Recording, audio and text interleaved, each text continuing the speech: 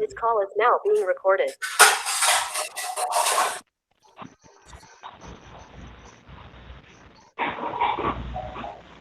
Okay, welcome to the class. Today we will discuss about. Oh, yeah. Biradar. Biradar. Welcome, Mr. Biradar. Okay, today we will discuss about the cerebrovascular disorders. So, cerebrovascular disorders are the one of the common diseases of the nervous system.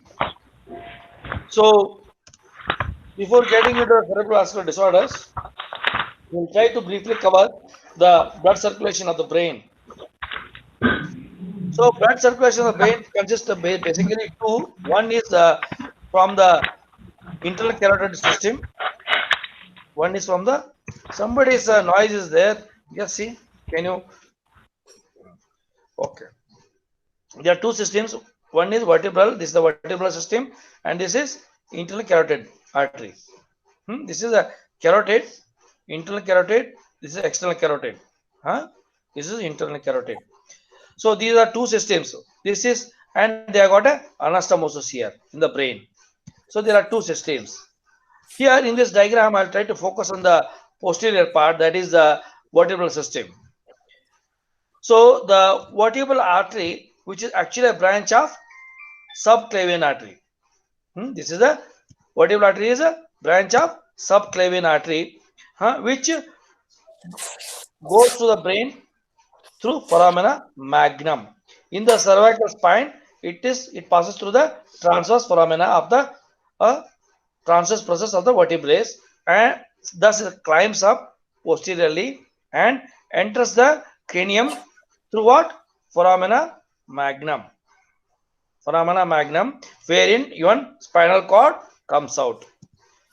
So there are two vertebral arteries, each coming from both sides.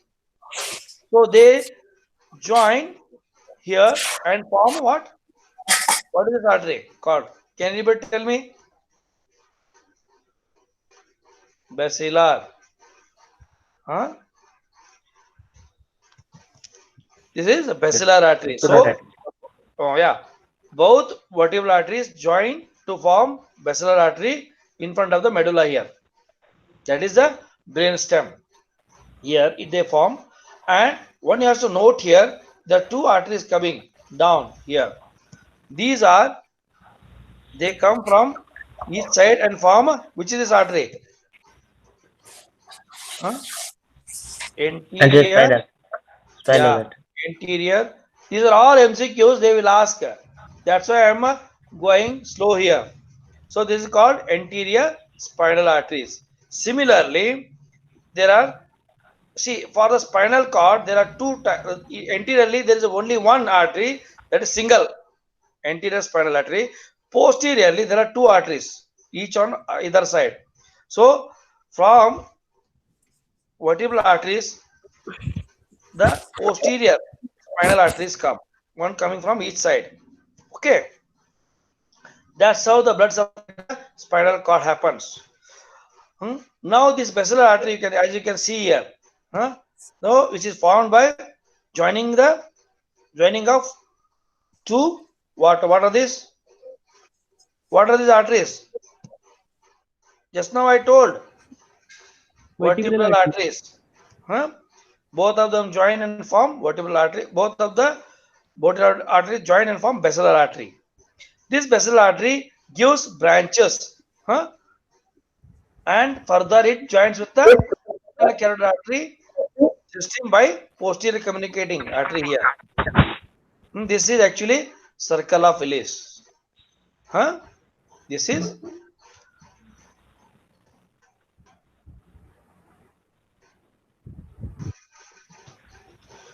hmm?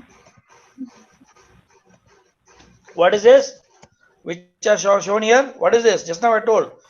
They will ask Circle question of on this. That's why you should know this actually. This is circle of circle of Willis. This is around what? Pituitary gland. Huh? That is around pituitary fossa at the base of the brain. It is actually at the base of the brain, inferior part of the brain. below the pituitary. Around that, this what circle of Willis is formed. Now you have to note here. These what are these? This basilar artery, the terminal branches. What are the terminal branches of the basilar artery? What are these? This is posterior. Cerebral artery. Yeah, good, very good. This is posterior. Posterior. Cerebral artery. Yeah, cerebral. Yeah, very good. Cerebral artery. Apart from that, there are a few more important arteries coming from the basilar arteries. What is this? Anterior cerebral artery. Anterior cerebral artery. Huh? There is actually, what is pica? One ica. Anterior inferior cerebral artery. Posterior inferior cerebral. Yeah, anterior inferior cerebral artery and posterior inferior cerebral arteries. Huh? Okay. So this pica, it supplies what? These are branches of what? Pica is a branch of what? The vertebral artery. Huh? Vertebral artery. Yeah, it can. Pica is a branch of vertebral artery or a proximal part of basal artery sometimes. Okay. It can come from a proximal part of a basal artery also. So this is a midbrain. This is pons. This is medulla. Huh? Behind this, what is this? What is this? Behind this. Huh? Cerebellum. Yeah. This is cerebellum. Yeah, very good. Now this basilar system, this comes here. These two vertebrae arteries come here and basilar system is formed here. Okay, this is the basilar system. Now there are two arteries go like this. Go like this. This is pica. There is a favorite question here. This pica supplies the lateral aspect of the what? What is this? Medulla. You should know this. They'll ask you. The lateral aspect of the medulla is supplied by what? Pica. And further it goes behind and supplies inferior part of the inferior and posterior part of the cerebellum. Okay, this is pica. And here you can see, and further there are superior cerebral artery. Here, anterior, inferior, otherwise anterior also, superior, anterior, because this is posterior, inferior. This is superior, anterior. Okay, so this it supplies what?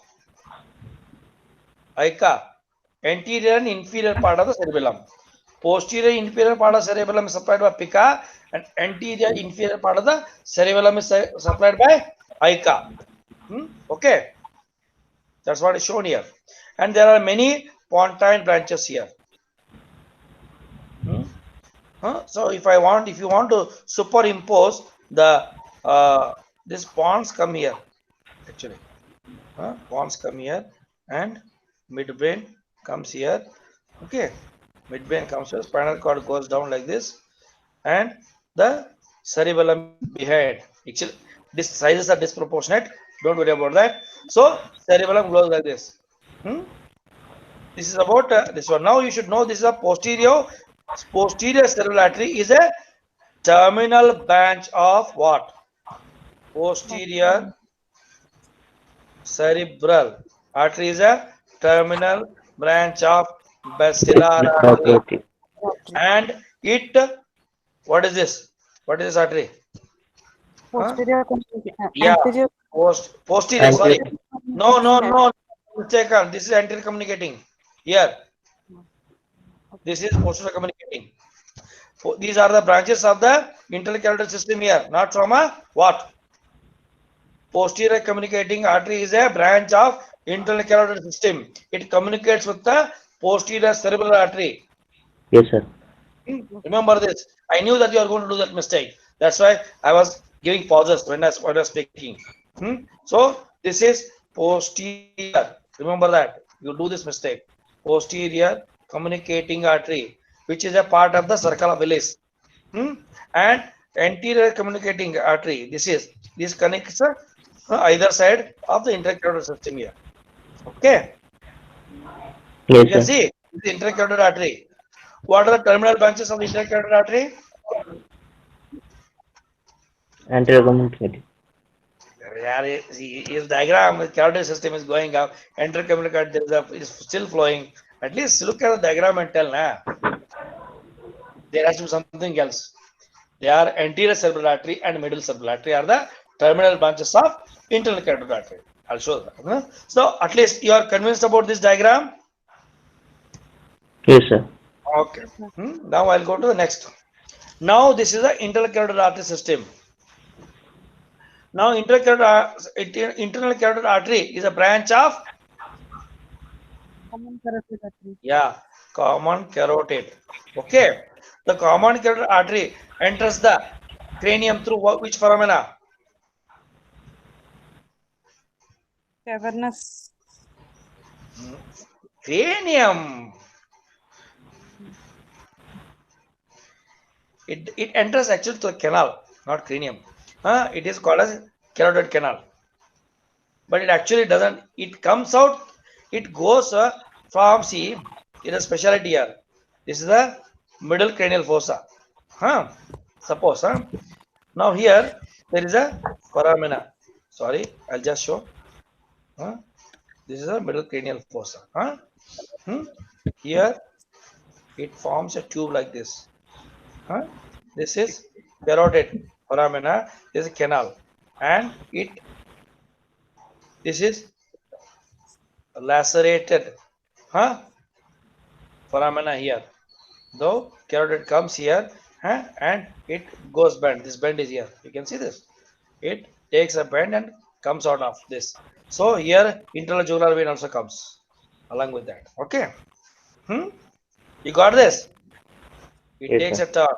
It comes out to lacerated foramina because of zigzag it is. It comes out in the middle cranial fossa. After coming to the middle cranial fossa, it bends anteriorly and enters the, as is termed, cavernous sinus. This is the cavernous part. So what is cavernous part? So here this part is cavernous part. Again it ascends up and goes anterior at the clinoid fossa. What is the clinoid fossa?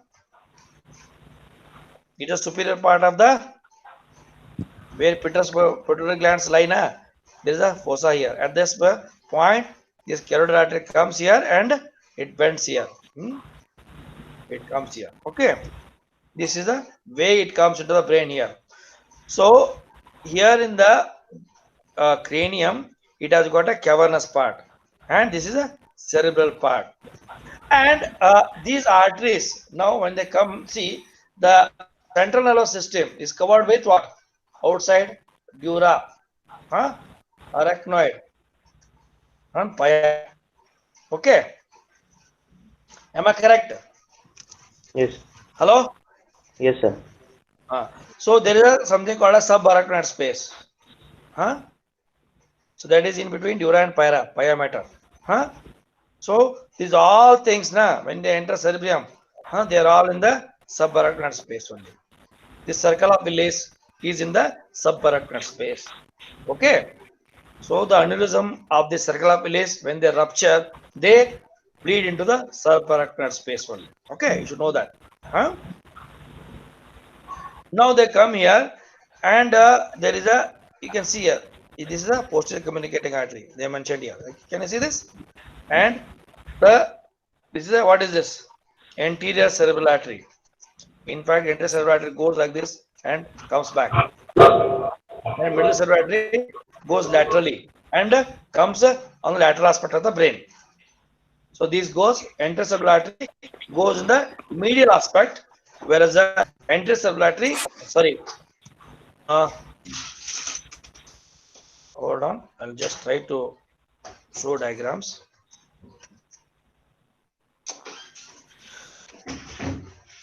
These are two cerebrums. What is this? Corpus callosum. This is the right cerebrum. This is left cerebellum. So the anterior cerebral artery is here. Whereas the middle cerebral artery, it goes like this out. Comes out lateral aspect. Okay. Okay, middle cerebral artery goes laterally, whereas anterior cerebral artery goes medially and anteriorly. Of course, it again turns back. And so that it again turns back and comes. Okay, that's how. This is the middle cerebral artery.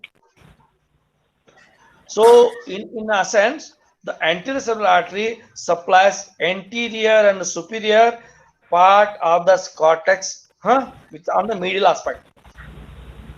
So, anterior cerebral artery, what it supplies? Anterior and superior part of the cortex. Middle cerebral artery supplies the lateral and the lateral, superior, and in fact temporal part also. And this middle cerebral artery, after branching from middle, intracarotid artery here, in fact,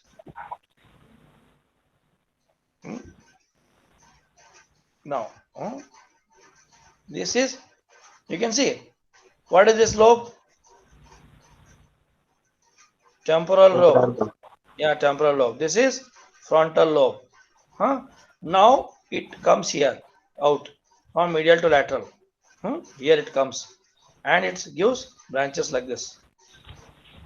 Okay, some of the branches, deep matter, they'll go from middle cerebral artery. When it's traveling below the frontal lobe and above the temporal lobe, it gives what branches? Lenticular branches to the deep part of the cortex, which supply, what is this?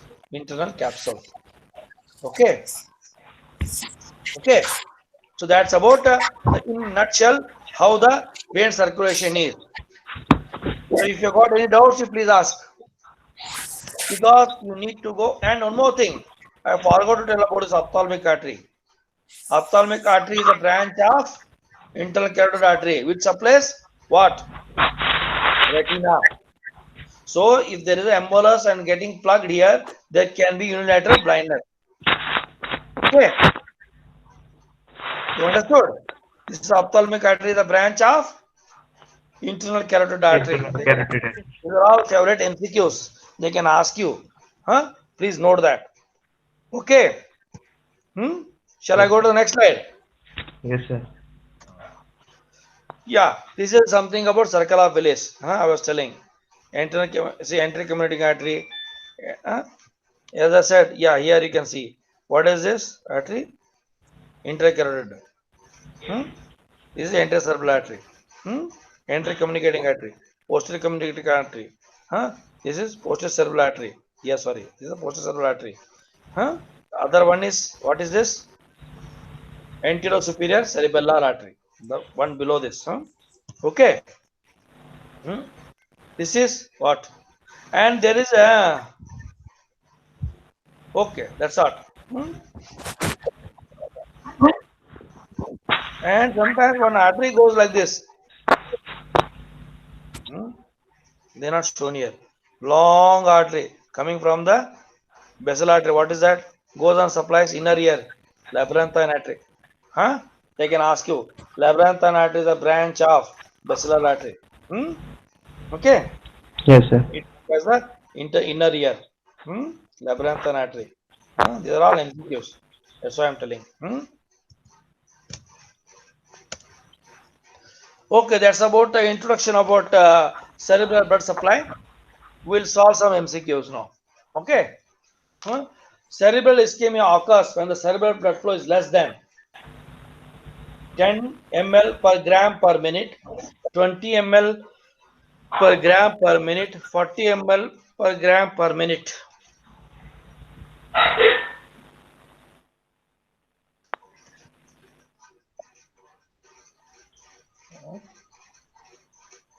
Okay, tell me. What is the answer?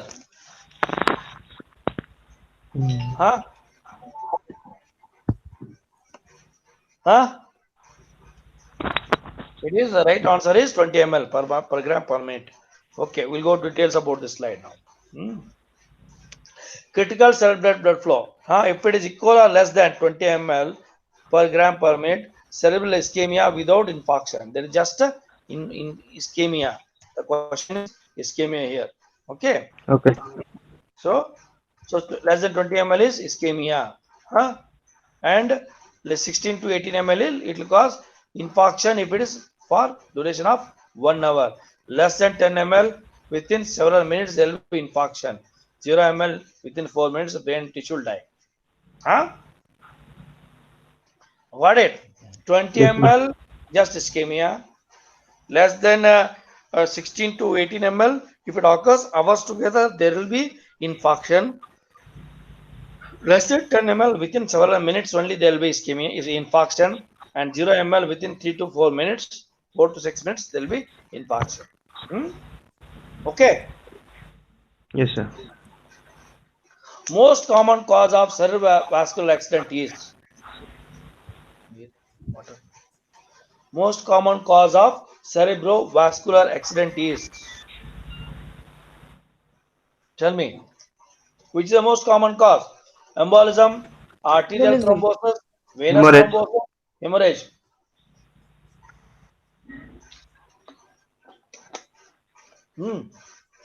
Sir, hemorrhage. Who is it? Most common cause of cerebrovascular accident. Embolism. Yeah. The embolism is the most common cause of cerebrovascular accident. Okay.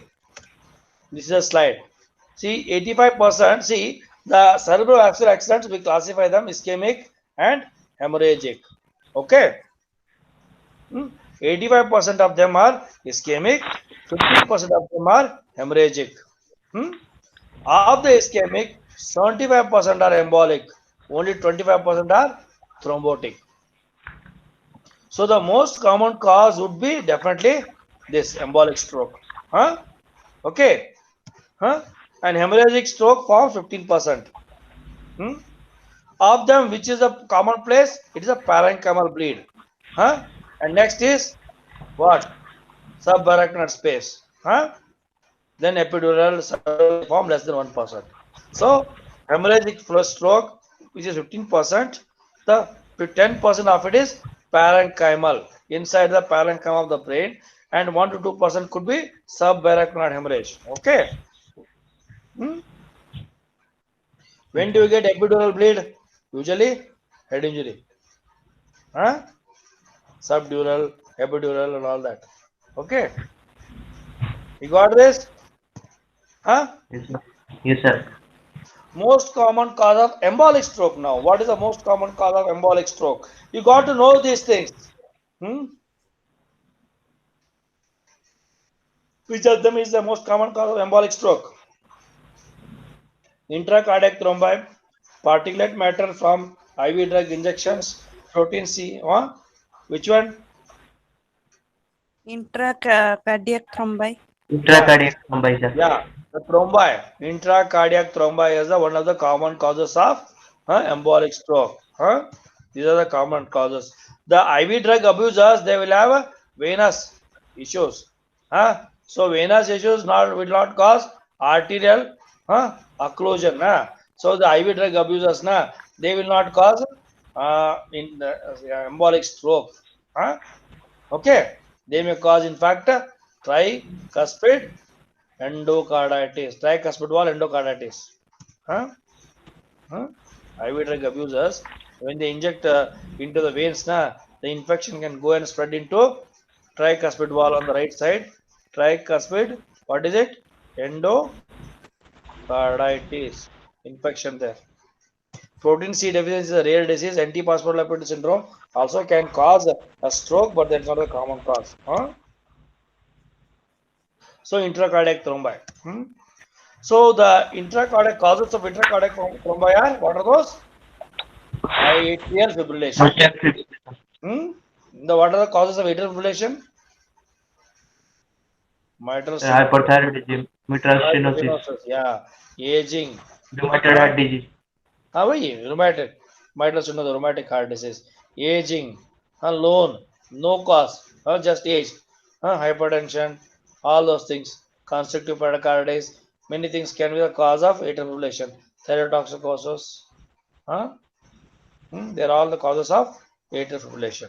And this can, atrial fibrillation, there can be formation of a clot in the left atrial appendage. Most common in a left atrial appendage, and they can be inside the left atrium itself, but most commonly it is in the appendage. ST elevation MI, there can be intraventricular clot. It can also, and with there is a, that's what dysfunction. See what happens is this is the heart na. Sometimes it can form aneurysm like this. There can be clot formation. Heart. See heart, if it is a structure like this, there is a bulge here. There will be stagnation, formation of clot. This can get embolized later. This is the one cause. And heart failure, similar cause. Most common cause of stroke in young women in India among OCP users. What is the most common cause of stroke? Oral contraceptive users in India, young. Cortical vein thrombosis, moya disease, atherosclerosis, hypertension. Is a moya is a common disease in India? No, sir. Atherosclerosis in young women, is it common? No. Old, sir. True. The women in younger age are less prone for atherosclerosis. Yeah, this is unlikely. And hypertension, young is unlikely. Unlikely is the cause. Okay. And oral contraceptive thrombosis pills are hypercoagulable. They cause hypercoagulable status, so they can produce cortical vein thrombosis. What is cortical vein thrombosis? Cortical vein thrombosis is a venous system, na? There are sinuses and cortical veins. There is a formation of clot inside them. This clot will induce stroke because the perfusion cannot happen. In fact, they can cause hemorrhage inside the parenchyma also. So, lateral sagittal sinus and small cortical vein thrombosis are the common sites of cortical vein thrombosis. The causes are oral contraceptive pills, pregnancy, postpartum period, inflammatory bowel disease, intracranial infection, and associated dehydration. And if this is there with dehydration, they can cause cortical vein thrombosis. Most common cause of intracranial bleed is where? Just now I told. Is separated hemorrhage common? It is around. See, there is a intracranial bleed is a 15%. I said na. 15%. So of that 15%, intracerebral was 10%. This was 5%. This was less than 1%. This is also less than 1%. So this is the cause. Okay. The commonest cause of intracerebral bleed is,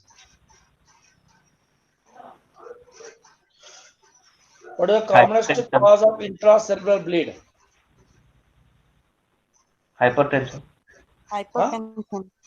Hypertension. Yeah, that's correct. The commonest cause of intracerebral bleed is hypertension. Very good. So these berry aneurysms are the commonest cause for subarachnoid bleed. Berry aneurysms. I'll show you diagram of berry aneurysm later. Intracerebral bleed and subarachnoid bleed. There are, I'm trying to put them in a table here. Most common type of intracranial hemorrhage. This is I is there. This is the cause. This is the most cause. And the second most common of for intracranial. The most common cause is hypertension here. The most common cause here it is berry aneurysm here.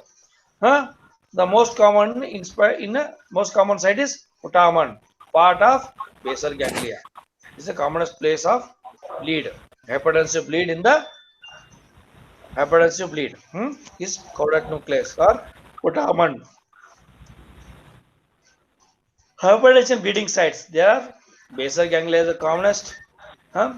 This is the putamen, thalamus, adjacent deep white matter. And the second is cerebellum. The last is pons. Okay. Hmm? Now I wanted to, this is the circle of Willis. Circle of Willis. You can see the what are these? Berry aneurysms. Where is the common site? Entry communicating artery. Here. Okay. Yes. This is a common site. This what is this? Entry communicating artery.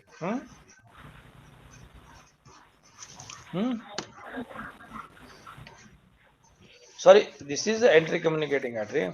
What is this? It is entry cerebral artery. Okay. What is this? Anterior cerebral artery. This is entry communicating artery. Here it is a common. So in the entry communicating artery, here only the common site of berry aneurysm.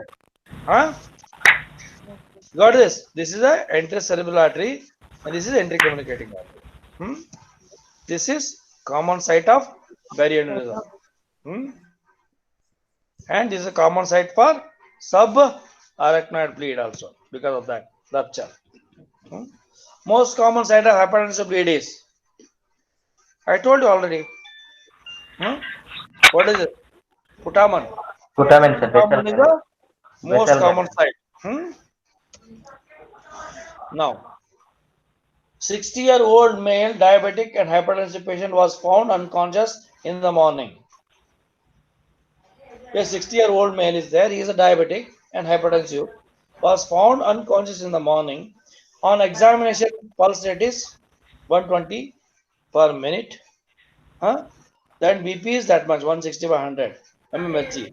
And bilateral extensor plantar are elicited. What is the next step to be done for management?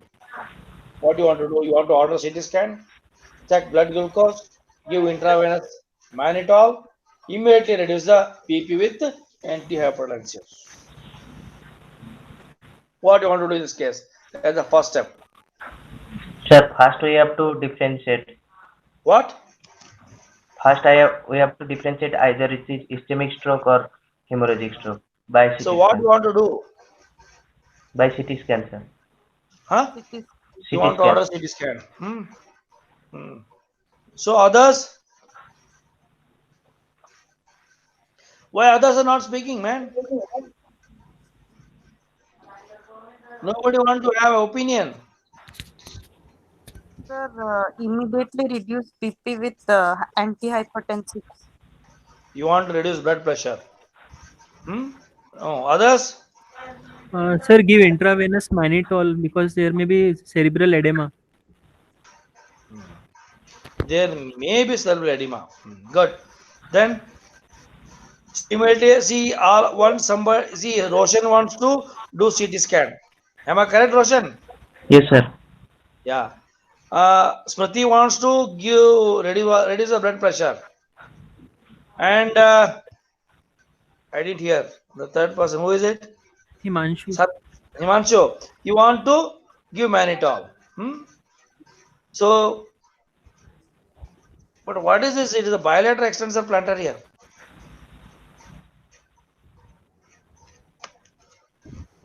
What does a bilateral extensor plantar suggest you? What does bilateral extensor plantar suggest? More diffuse disease or a unilateral thing? So if you are suspecting stroke, if you are suspecting a CVA, cerebrovascular accident, you expect bilateral plantar extensor or unilateral plantar extensor? Unilateral. Yeah, but patient has got bilateral. Yes, sir. Then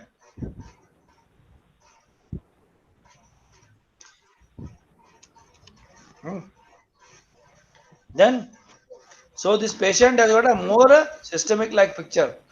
Bilateral extensor plantar means it is a more like encephalopathy. It could be hypertension encephalopathy or hypoglycemia, any metabolic, sorry, it could be hyper, it could be encephalopathy. The cause could be many. Encephalopathy, metabolic or hypertensive, whatever. Can this patient have metabolic encephalopathy? Hmm? A patient who is a diabetic, if they have associated autonomic neuropathy, autonomic neuropathy, they may not give you the signs of huh, palpitation, tachycardia, nothing. Straight away they can go and become unconscious. That can happen. You should know that a patient, especially in the morning, they can be sometimes they can be found dead without anything. The patients may be found dead, especially if they're suffering from autonomic neuropathy. They just will die with hypoglycemia. So, a patient who has got a diabetes, you should always check blood glucose first. Because that has to be corrected, otherwise patient may succumb. And Smriti wanted to reduce, and there is no role of mannitol. Mannitol is not a big thing. It is not going to give you immediate benefit. Okay, sir. Himanshu, huh? Okay, sir. Yes. Because it's not an emergency. That much benefit is not there for mannitol. You Okay, can sir. investigate and give mannitol. Of course, if you are staying in such a situation, getting a CT scan is taking more than hours. Few more hours, like 4 5 hours, like that. Then start thinking of mannitol. Okay, But sir. of course, before that, definitely the most important thing is this: a diabetic patient coming with unconsciousness, always check blood glucose. For that matter, any patient coming with loss of consciousness to hospital, check sugar, check sugar, check sugar, because you can save the patient immediately. Especially if the patient is a alcoholic, and he is a diabetic, check his sugar and try to know what is it. Hypoglycemia can present in a variety of ways. It can present in abnormal behavior also. Hmm. So hypoglycemia has to be thought of very seriously. Okay. Now ordering for CT scan. Of course, if you have got a unilateral extensor plantar, definitely that would have been a good choice. Okay. And intravenous mannitol, you're suspecting edema. That is nothing like that. There's no headache before that. Nothing is there. So I would not go for this. And blood-brain barrier. What is blood-brain barrier? Blood-brain barrier. Auto-regulation of the brain circulation. So if you got a patient with the cerebrovascular accident, don't reduce BP urgently, because there is a auto-regulation set inside the brain, and if you reduce the peripheral systemic pressure, the auto-regulation of the brain, due to, because it would have been set to higher pressures. Suddenly, when you reduce the systemic pressure, this auto-regulation will not correct itself, and this can cause perfusional problem of the brain. Am I confusing? Brain has No, got sir. a inside only auto-regulation. It can reset its circulation for appropriate pressures. When the systemic pressure goes high, it will auto-regulate and reset itself for higher pressures. Suddenly, if you reduce the blood pressure here, this auto-regulation has to reset. It takes some time. Meanwhile, due to your fast reduction, there can be worsening of stroke because you are causing perfusional problems now. Okay, so that's why we don't advise very fast, urgent, immediate blood BP reduction in severe patients. Go calm. Give go slowly. There's no urgency to reduce, especially if the BP is this much. It's not much, 160 100. Go slow. Okay. Okay, sir. 60-year-old female presented with the left side weakness for more than 1 hour. 60-year-old female presented with left side weakness for more than 1 hour and left side facial weakness. BP is 160 by 100. CT is normal. What is next step? Start thrombolysis. Give loading dose of aspirin and clopidogrel. Manage BP alone. No intervention is required. CT is normal in this case.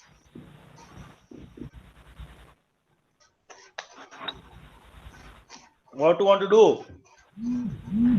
Manage No only intervention. BP alone, sir. Huh? Manage BP alone. Yeah, you just want to manage BP. But what he has given there is left side weakness and more than there is a weakness.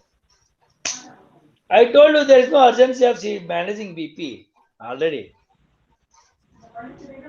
Okay, you want because there's nothing else to do, you want to do BP management. But you got say weakness there, na? The CT scan is normal. Actually. Huh? CT scan is normal. CT scan is normal. Then anybody? Anybody? Himanshu? So third only feeling. You want to manage BP. Fine. So you don't want to keep quiet, you want to do something. There is a choice, no intervention required also. Huh? So if there is a, how does a CT scan pick up? CT scan. One thing is there is a weakness here. Huh? There is no doubt. Yes, He's sir. given it. Huh? Yes, sir. He says there is hemiparesis. Okay. Huh? Hemiparesis is there, which is lasting more than 1 hour. Huh? Okay, there is hemiparesis now. There is some problem. So if you got a hemiparesis, don't you think that you are missing something? CT scan report is wrong. Can it be CT scan report being wrong?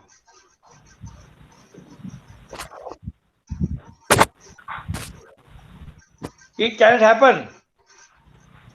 Yes, Or sir. CT scan has its own limitations.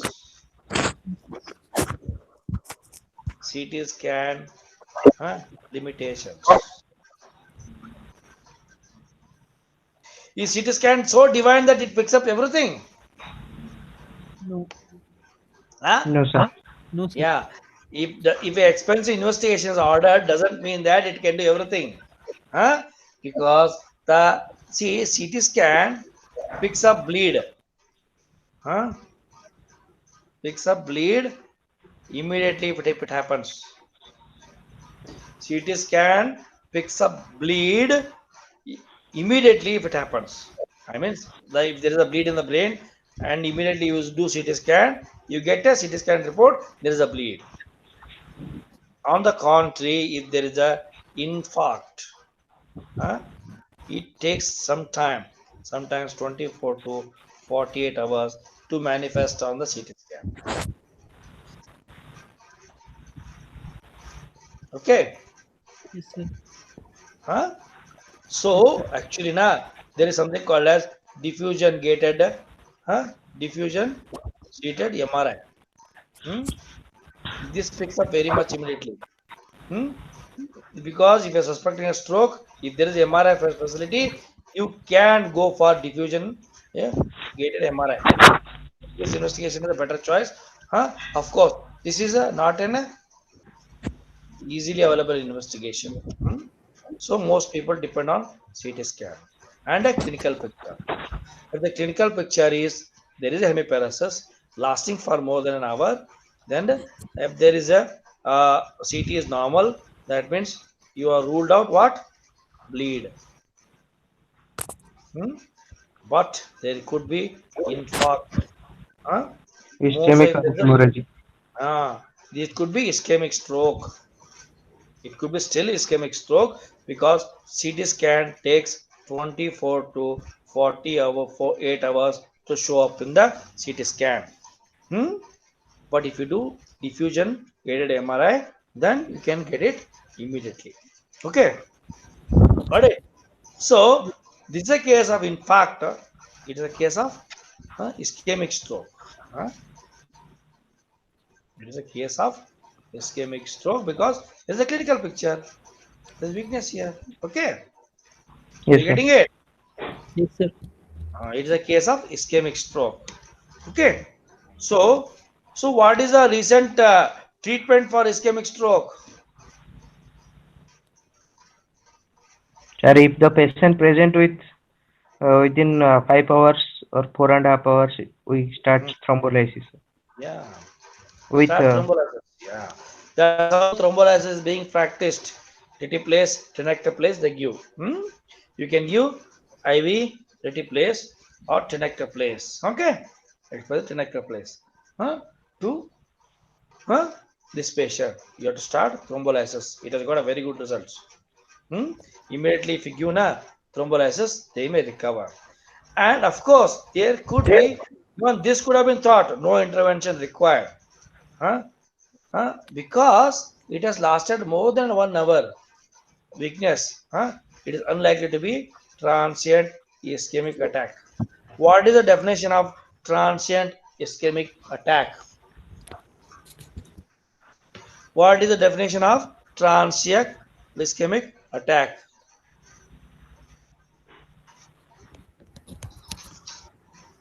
It is a type of transient stroke, sir. weakness.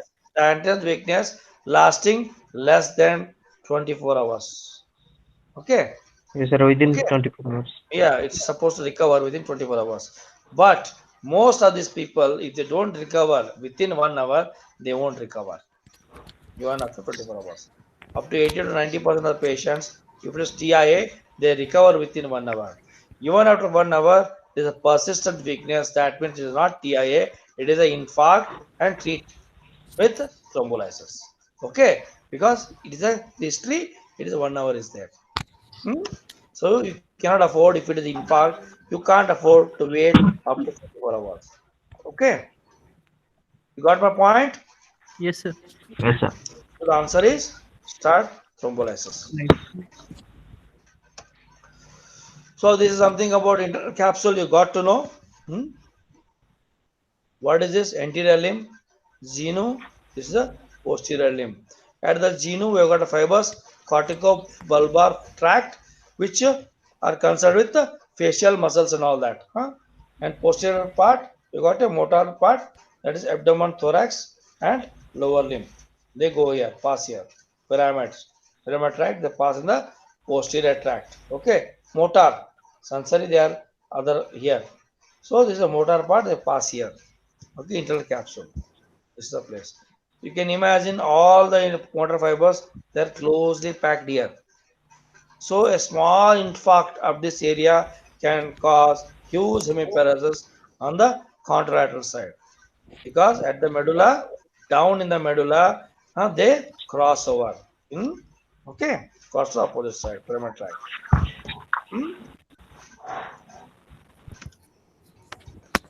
Occlusion of blood supply to area marked yellow produces.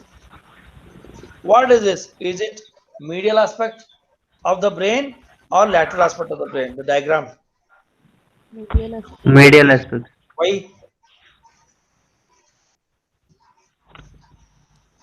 I want you to tell. Corpus lobe is there and corpus Huh? callosum is there, sir. Yeah, corpus callosum, which is a connection to the opposite hemisphere. Corpus callosum. What is this posterior? Which is posterior? This is which one? This is posterior or this is posterior?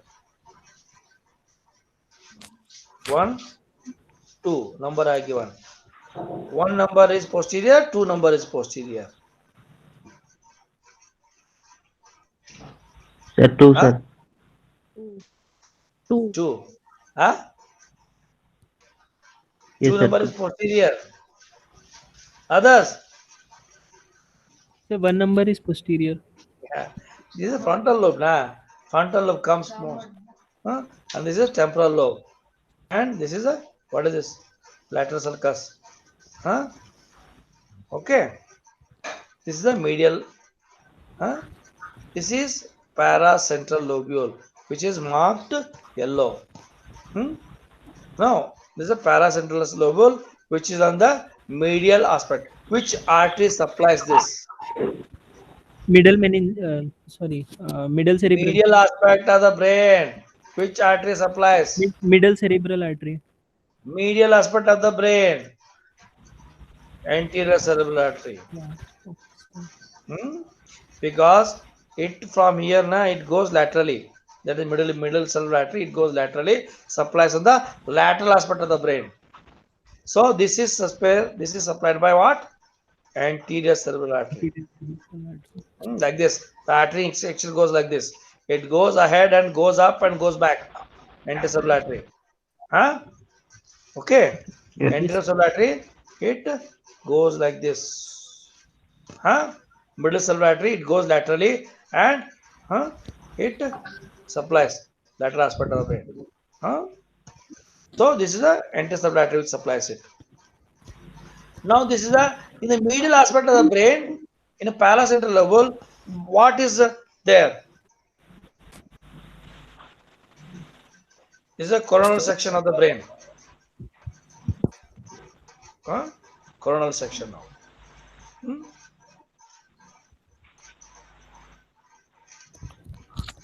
My diagrams are not that good. Huh? I will try to draw better. Okay. Now, so here what is there? Foot. Leg will come here. Huh? Okay. Then abdomen. Huh? Then upper limb, thumb, hand. Then face comes. Face comes here. Huh? Oh, this how the representation is there. So this is Yes, sir. lateral, this is medial, this is what is it? This is superior.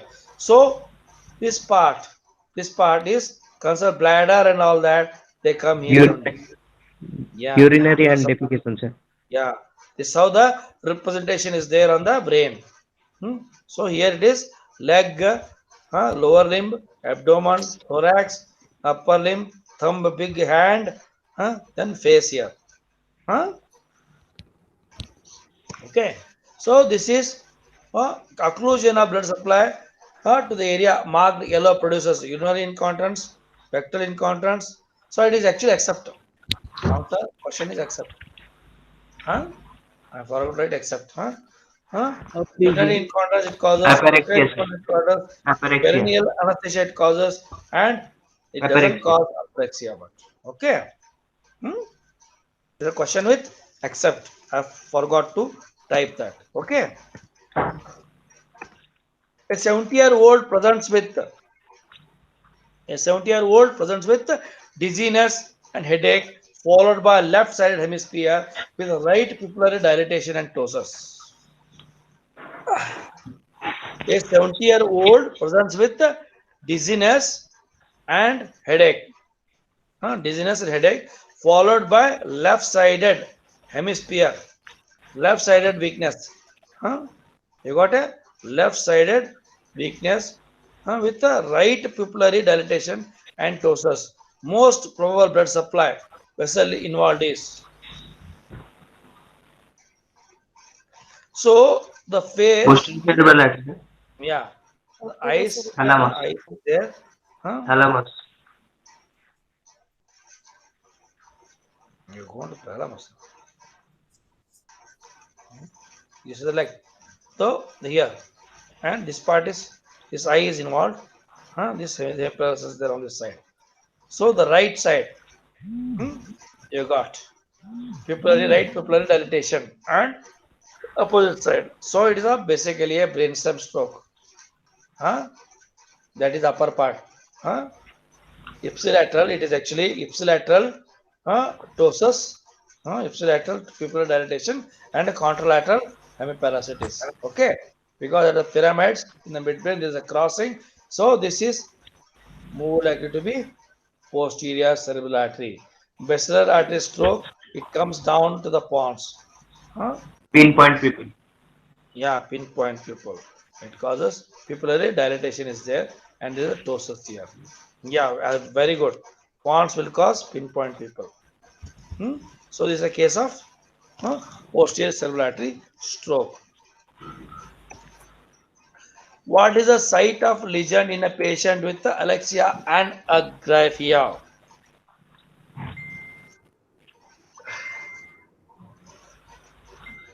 Yeah. you'll have to learn a bit more about anatomy. Alexia Alexia and all these things. agraphia, what is that, sir? Huh? What is that? Alexia and agraphia. Reading and all is in the parietal lobe. Huh? Okay. Parietal lobe. So this is the corpus callosum. You can see here. Anterior part is called as genome. The posterior part is called splenium. Okay. So this is a frontal lobe. This is a parietal lobe here. The Alexia, reading and all things are concerned with what? Huh? Parietal lobe. So there's a lesion here. Will cause that splenium. This is a disease of splenium. So this is the answer actually.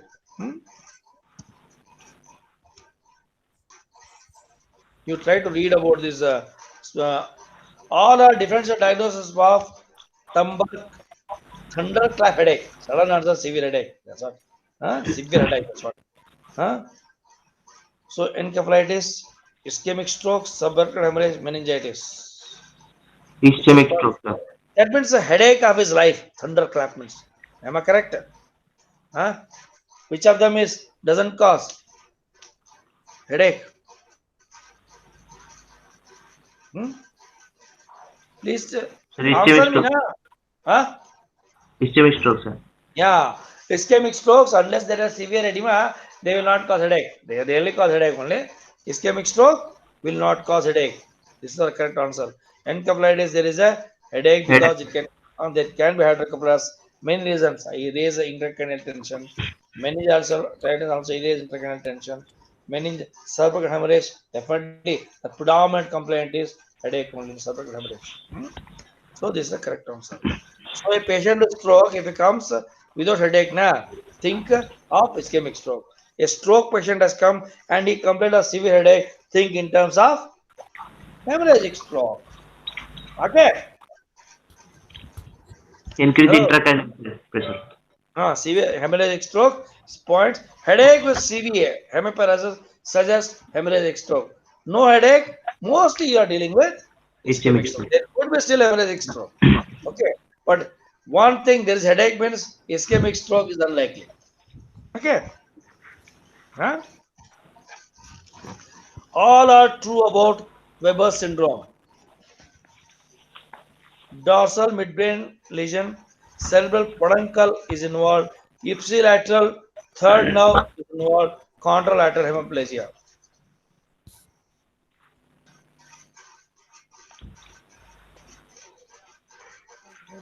What is the answer? All are true about Weber syndrome, except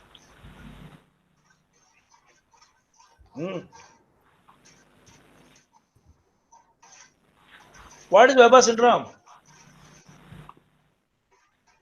Ipsilateral third nerve, contralateral hemiparesis is a Weber syndrome. Okay, we'll try to understand this.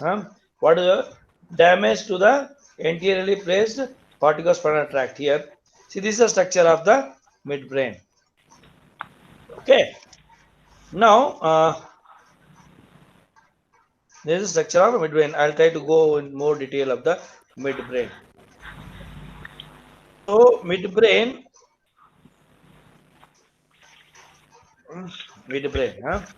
we'll say this is anterior, and this one will say this is posterior. Okay, this is aqueduct. This is aqueduct. Now I'll try to do, what is this? What is this? What is this? What is this? Substantia nigra. Yeah, good.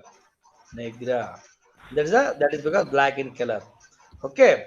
So this part, substantia nigra, the part which is anterior to substantia nigra is called what? What is this called? This is tegmentum. Middle part. This is tectum. This is called crus cerebrae. So posteriorly there is a tectum, middle there is a tegmentum, anteriorly this is a crux cerebrae. Interior. And whole thing is called cerebral peduncle. So what do you mean by peduncles? Hmm?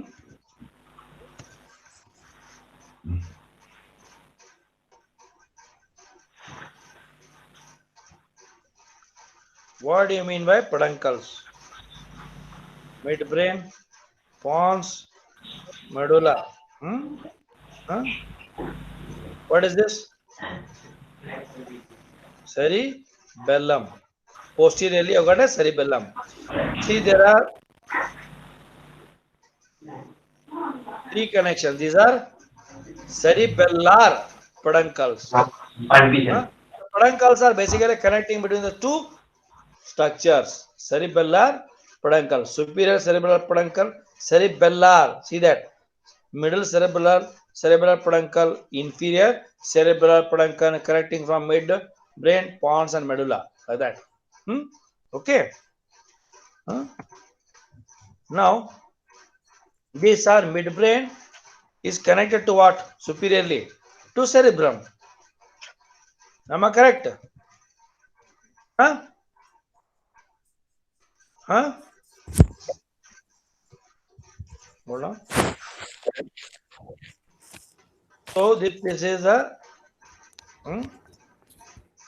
cerebrum. Midbrain is connected like this. Am I correct? Yes, sir. Huh? This is a midbrain. So this part is midbrain. This is pons. This is medulla. So this is called. So there are two cerebral peduncles. So there are this part, this much. It is right side if you want to call right cerebral peduncle, left cerebral peduncle. Okay. So this is substantia nigra. This is what? Here posteriorly it is called tegmentum. It is called anteriorly in front of a substantia nigra. This much is what? Crux cerebrae, and in between these two it is tegmentum. Okay. So here is this crus cerebrae contains what? It contains what? Corticospinal, corticobulbar tracts. So that means pyramidal tracts and all these things they come anteriorly. And what is this? Nucleus. Third nerve nucleus. And it arches anteriorly. Here. So if there is a infarct here, if this is an infarct here, anteriorly, what happens? It damages third nerve. It damages. Sorry, if there is an infarct here, imagine this much. It damages third nerve. It damages the corticospinal tract. If this third nerve, when it damage, it will cause ipsilateral because there is no crossing after damage. Okay, so ipsilateral, third nerve palsy. But this corticospinal tract, they go down at the level of medulla, they cross to the opposite side. So it causes contralateral hemiparesis or hemiplegia. Okay, so of course, even facial nerve, even face is upper motor neuron contralateral.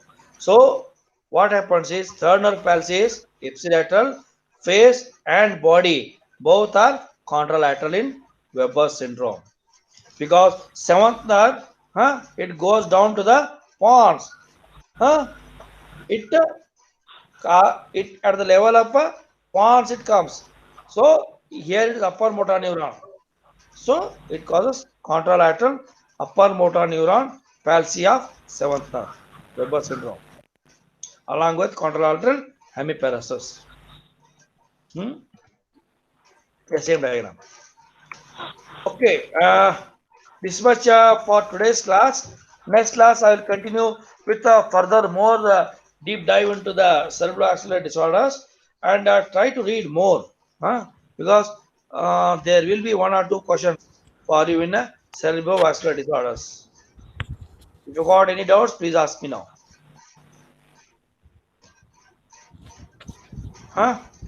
No, sir. No doubts. So next class, when what?